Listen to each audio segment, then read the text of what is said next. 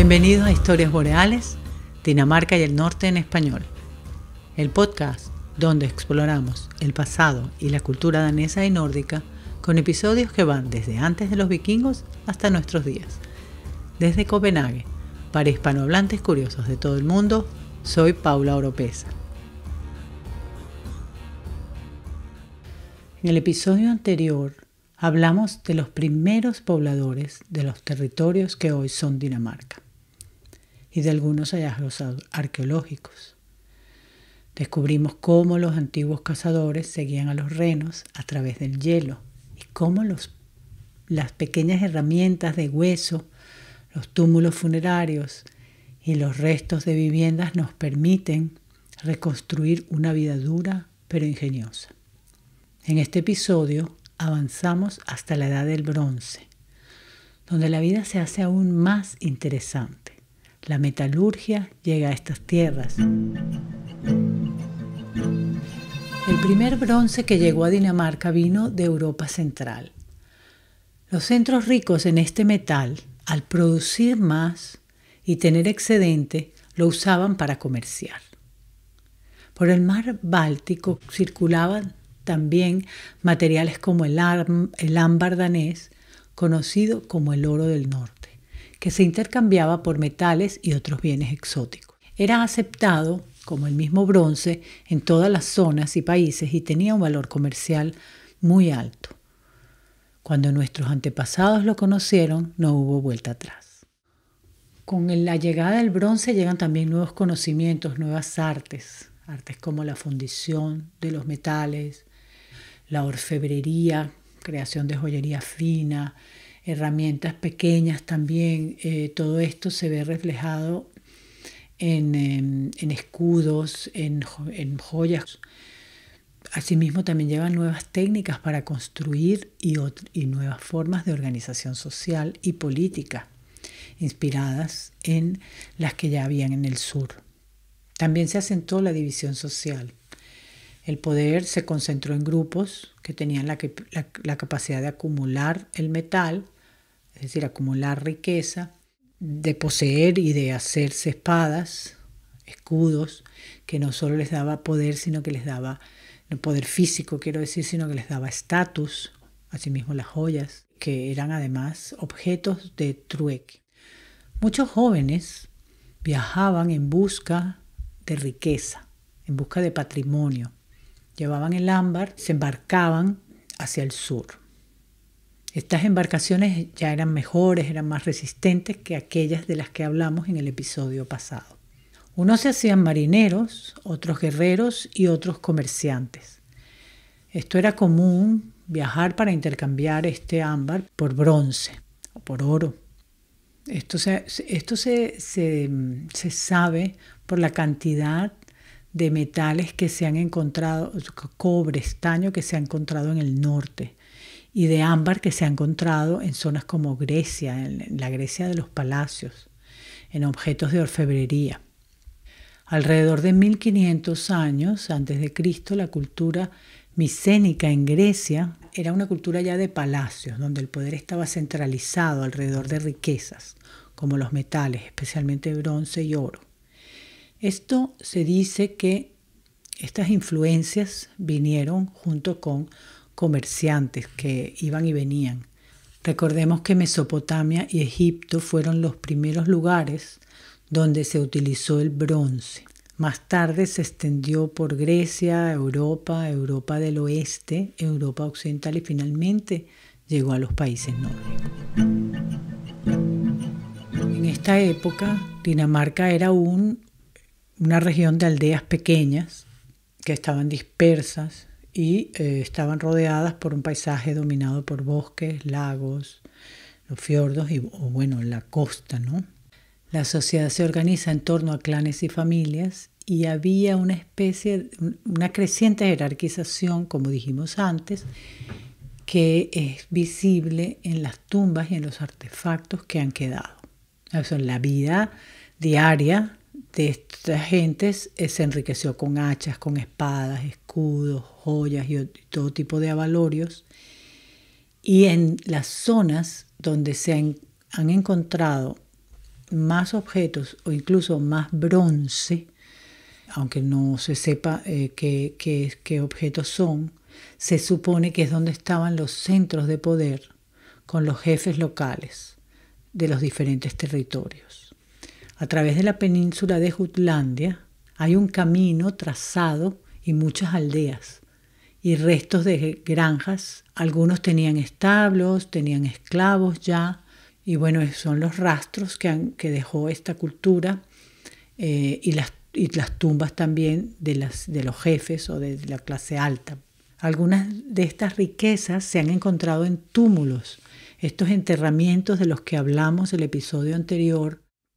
Hay un ejemplo que es una chica, una joven mujer, que se encontró en Skrid y que es muy famosa porque ha quedado el pelo trenzado, y eso también nos habla de cómo se cuidaban, cómo se arreglaban.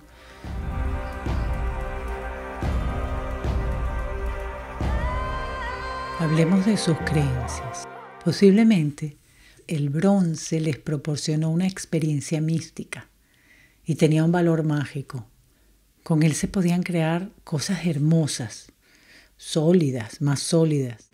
Las armas eran más efectivas que las de piedra, sílex. Las nuevas hachas, escudos, lanzas, además, podían ser decoradas y personalizadas.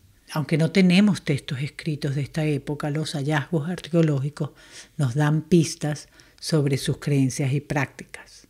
Las élites eran extravagantes en este periodo, comparada con otros. Entregaban ricas ofrendas a los dioses. Al parecer creían en el sol, en su movimiento, el sol como un dios central. Se supone que habían ceremonias que tenían rituales que eran comunes, y muchos de ellos se realizaban en las zonas pantanosas, que es donde se han encontrado muchas de estas ofrendas que incluyen armas, herramientas e incluso restos humanos. Estos actos probablemente tenían la intención de apaciguar a los dioses, de garantizar las buenas cosechas, y aunque nunca podremos saber a ciencia cierta cómo veían el mundo, cómo comprendían la vida y la muerte, pues podemos imaginarlos por los artefactos que se han encontrado. Y uno de estos es el carro solar de Tromsø, que es uno de los objetos más icónicos en la arqueología danesa. Es una pieza de bronce dorado, con oro también, que representa un caballo tirado de un de un disco solar. Sugiere la importancia del sol como deidad o símbolo de vida, fertilidad o de poder cósmico, que además se ha encontrado en otros objetos de bronce que están decorados también con motivos solares. Este carro solar se encontró en 1902 y se convirtió en el objeto ícono del periodo aquí en Dinamarca. También está en el Museo Nacional, donde hay muchos de los artefactos o de las momias de las que hemos ido hablando y de lo que probablemente hablaremos.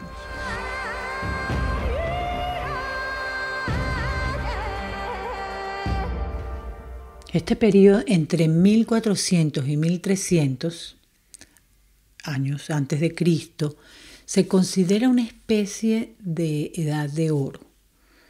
Y esto es por la cantidad y calidad de los hallazgos. También se encontró el cuerpo de la mujer más célebre de la arqueología danesa. Es la joven de Egtved, que se encontró en Jutlandia, y es cerca de la ciudad de Vejle, si conocen. Eso fue en 1921 y está también en el Museo Nacional. Se encontró un ataúd de roble que cuando lo abrieron estaban los restos de esta mujer joven o chica, le llaman también, de más o menos 16, 18 años, y tenía una serie de objetos con los que la habían enterrado, que estaban en muy buen estado para tener 3.400 años. Se ha descubierto que vivió alrededor del año 1370 a.C. y fue enterrada en verano. Eso porque había restos de flores de Milenrana. Fantástico. De ellas quedaron el esqueleto, restos del cabello, que también estaba peinado con trenzas, parte del cerebro, dientes, uñas y un poco de piel. Medía unos 60 centímetros y era esbelta y rubia.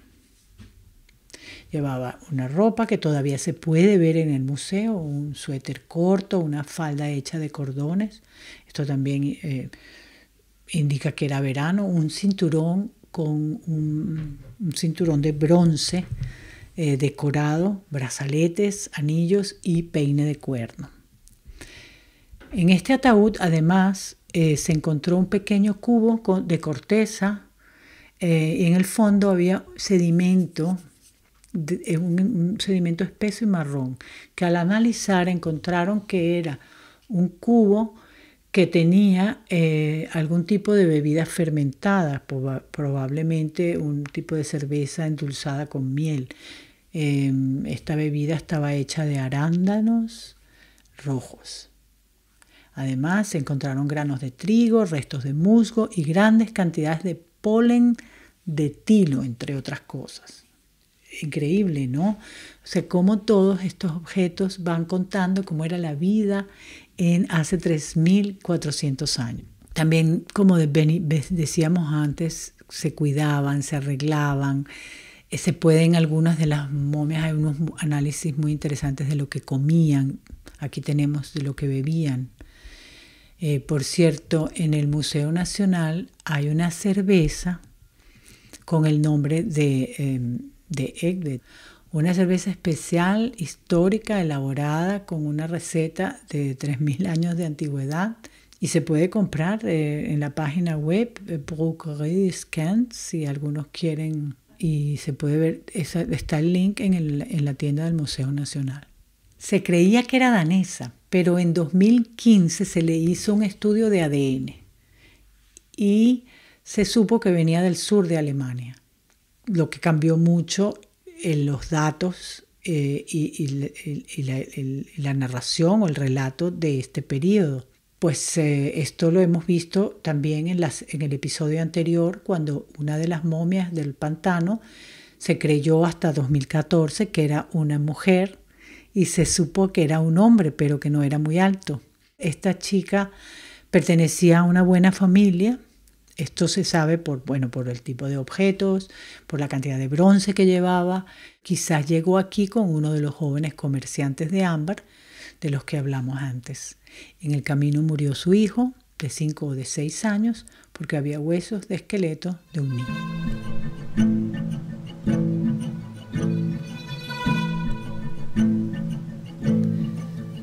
Hay arqueólogos que especulan con la idea del tráfico de mujeres en este periodo por la cantidad de ornamentos y joyas femeninas que vienen de una región específica de Alemania, Lunenburg. Pero otros dicen que eso no es suficiente para sustentar esta teoría. Otros hablan de una influencia creciente de las mujeres en la cultura y la vida espiritual, ya que muchos de estos objetos se encontraron en zonas de ceremonias y rituales. Siempre hay preguntas que no se pueden contestar, quizás más adelante. Otra teoría es la de la navegación en mar abierto. Porque algunos científicos dicen que antes de la era vikinga, las sociedades nórdicas, ya en la era de bronce, eran capaces, probablemente, de navegar en mar abierto y cruzar regularmente grandes extensiones de océano, especialmente en la zona de lo que hoy es Dinamarca y Noruega. Esto contradice otros que hablan de que no había esa capacidad marítima hasta que llegan los vikingos y que antes se viajaba en lo que era la navegación de cabo, que es a lo largo de las costas.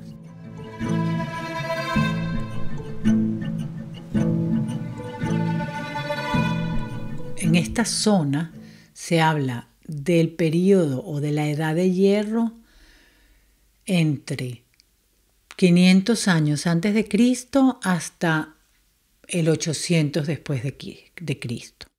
Las sociedades en este periodo se vuelven más complejas, comienzan a formarse las primeras estructuras de poder en lo que hoy conocemos como Dinamarca. Esto tiene que ver con reyes, reyesuelos, agrupaciones, regiones. Los pueblos empiezan a construir fortalezas para sus élites, mientras que la metalurgia del hierro se convierte en una habilidad esencial. Alrededor de 500 años antes de Cristo, el hierro va sustituyendo el uso del bronce. Este bronce que va decayendo, que va desapareciendo. Hay una crisis en la zona del sur de Europa, en la parte de Grecia, que se expande a otras zonas. Y eso hace que la cultura del bronce decaiga poco a poco en Europa. Y la cantidad de bronce con el que se comercia también se reduce. Además de otros tipos de artículos de lujo, ¿no? De objetos. Además, el hierro se puede usar de otras maneras, con otros objetivos, con herramientas mucho mejores, mucho más fuertes. Esto también juega un rol fundamental en la militarización de las sociedades, en el centro y en el norte de Europa, al tiempo que se luchaba por el poder por los territorios, en el que no solo la sociedad se desarrolla, cambia, sino que la naturaleza y el clima también lo hacen. En este periodo, por ejemplo, llegan los hayas, es el árbol haya, que es muy típico de esta región y que está considerado símbolo nacional de Dinamarca. Ya en el siglo XIX le escribía Hans Christian Andersen y en el himno nacional danés se celebra el árbol. Dice, hay un país hermoso, sus bellos bosques de hayas crecen a la orilla del Báltico. Más adelante hablaremos del romanticismo y mucho más, porque es un periodo también muy interesante. Pero, por ejemplo, digamos, la primera parte tiene mucha relación con la cultura de los celtas, que es antes del nacimiento de Cristo. Luego hay una influencia directa de la cultura romana y después de las culturas y la de las gentes germanas. Entonces, más o menos de esa manera podemos entender estos tres periodos de la edad del hierro. El hierro llega a través de los pueblos que vienen de los Alpes, del sur de Alemania, de Suiza, Austria, y se empezó a usar en varios cientos de años antes que en Dinamarca. Hay un periodo muy interesante para los arqueólogos, que es cómo van desapareciendo esos objetos de bronce y aparecen objetos diferentes en los pantanos. Es decir, que se van cambiando el tipo de ofrendas rituales que se ofrecen a los dioses o a las fuerzas. Por ejemplo, ya no hay objetos de bronce, sino que hay recipientes de barro, herramientas y cosas mucho más sencillas que aquellos objetos de bronce de los que hemos hablado, que eran más exuberantes. Conocemos sobre estas gentes de Escandinavia a través de los romanos y se sabe que hay rutas comerciales por los bienes que adquirían los romanos de los escandinavos. Por ejemplo, el ámbar, que ya hablamos, que era el oro del norte. Hay pieles, tipo de cueros por los animales que habían aquí. Los cabellos rubios también se usaban para fabricar pelucas en Roma. A su vez adoptaron técnicas romanas, especialmente en la metalurgia, para la creación de armas, para las herramientas de trabajo. Se han encontrado monedas en yacimientos escandinavos, lo que sugiere que había, por supuesto, un comercio fluido, que hemos dicho, pero no había una moneda en Escandinavia aún. Hay escritores romanos que nombran en su obra Germania, Tácito, por ejemplo, casi 100 años después de Cristo, habla de las tribus germánicas. Escandinavia aparece como un lugar remoto, un lugar misterioso, con descripciones que a menudo eran más especulativas que precisas.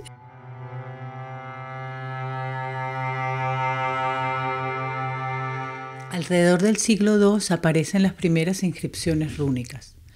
Las runas es el sistema de escritura germánico que se usó en la Edad de Hierro, la era vikinga y parte de la Edad Media en este mundo nórdico. Era muy común también decorar joyas, armas, vasijas con figuras humanas, de animales, representando escenas, como en otras partes y como en otras épocas. Pero acá hay unas figuras particulares de algunos objetos encontrados como medallas que se cree que son representaciones de los dioses en los que creían en este momento. Que había una especie de panteón de dioses nórdicos que no era el mismo que el que conocemos ya a través de las sagas medievales o del poema de Edda, con los famosos dioses Odín, Thor o Loki, pero que era una forma similar influenciada por el panteón romano. Este tema de la mitología es muy interesante y lo veremos más adelante en relación al tema de los vikingos.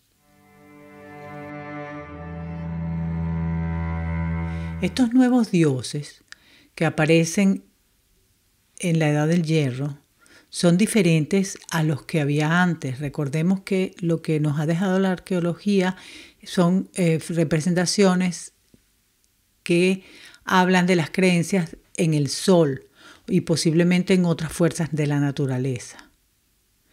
Estos dioses parece que exigían más ofrendas, que no era suficiente con objetos, sino que exigían sacrificios humanos. En toda Europa del Norte se hacían sacrificios humanos como parte de esta religión nórdica. Para los arqueólogos es extraño que no se hacían sacrificios humanos en la Edad de Bronce, pero sí en la Edad de Hierro. Hay un ejemplo en Dinamarca que es el hombre de Tolún, que es una momia del pantano, de las momias de las cuales hemos hablado antes, que se han conservado en los pantanos o ciénagas nórdicas, gracias a la composición química y al el clima particular, y que han dejado mucha información del periodo, de diferentes periodos. Este particular es alrededor de 2400 años atrás y estaban casi intactos. Estaban, digo, porque también hay otro cuerpo de Elin, una mujer, que se encontró. Pero el hombre de Tolún se sabe que, o se cree con mucha consistencia de que fue parte de un ritual sagrado porque fue ejecutado en la horca. Eso se sabe por las marcas, por los restos.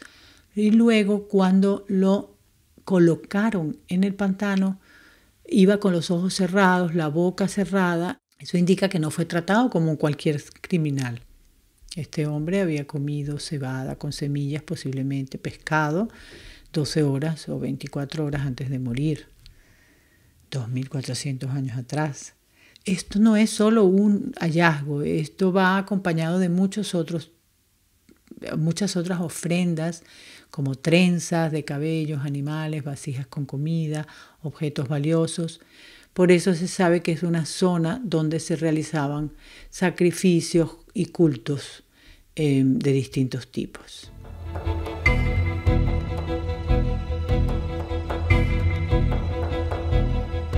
Hoy quiero comentarles como curiosidad sobre el anticuario danés Christian Jorgensen Thompson, que fue quien desarrolló por primera vez un sistema para la división de la antigüedad nórdica en 3 edades: la edad de piedra, la edad de bronce y la edad de hierro. Desde joven llamó la atención de la Casa Real por su extensa colección de arte y de monedas. Luego lo nombraron director de una comisión para el almacenamiento de antigüedades. Esta comisión fue lo que se convirtió en el Museo Nacional ya en mediados del siglo XIX. En su trabajo de clasificación de los hallazgos arqueológicos hasta ese momento, determinó que estos objetos estaban hechos de distintos materiales, pero que estos materiales además representaban distintas etapas del desarrollo tecnológico humano. Esto lo publicó en un texto en 1836 y lo llamó Guía de la Antigüedad Nórdica. clasificación que después fue refinada por otros arqueólogos, básicamente europeos. Fue un trabajo que sentó las bases de la arqueología moderna y de la clasificación cronológica de objetos prehistóricos. Les invito a suscribirse, visitar nuestras redes, comentar, darle al me gusta y compartir. En estos 2 episodios hemos visto cómo los cazadores llegaron siguiendo a los renos u otros animales, cómo los agricultores domaron la tierra y el metal, y cómo en la lucha fueron descubriendo no solo el territorio, sino creando una cultura. Una historia de resistencia, de innovación y conexión con el entorno. Pero esto es solo el comienzo. En el próximo episodio exploramos cómo se transforma la sociedad del hierro en la conocida y famosa cultura vikinga. Una nueva manera de habitar estas tierras. Gracias por acompañarme en este viaje. Te espero en el próximo episodio de Historias Boreales.